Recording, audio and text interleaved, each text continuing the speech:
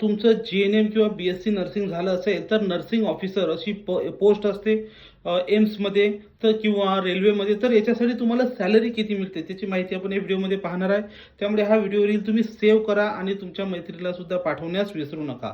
बघा, या ठिकाणी नर्सिंग ऑफिसरचा जो पे बँड आहे तो 7व्या कमिशननुसार या ठिकाणी पे लेवल सुद्धा 7वी आहे. बेसिक जे आहे तुमचं 44,900 रुपयापासून या ठिकाणी चालू होते. नंतर तुमचं DA साधारणतः तुम्हाला 22,000 रुपये मिळतो.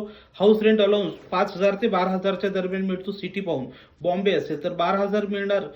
तुमचं नागपूर असेल तर त्याच्यापेक्षा थोडं कमी, अकोला असेल तर अजून कमी. तर असं त्यानुसार आहे.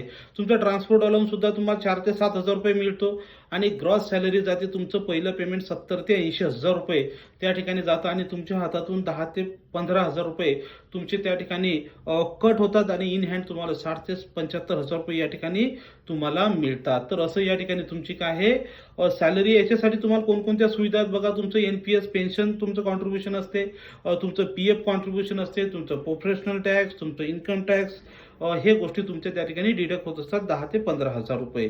तर अशा तऱ्हेनं तुम्हाला सॅलरी असते. तर अशाच जॉबसाठी आपल्या GNMच्या आणि BSc नर्सिंगच्या या ठिकाणी टेक्निकल बॅचेस स्टार्ट झालेल्या आहेत ज्या DMER DHS साठी तुम्हाला उपयुक्त आहेत.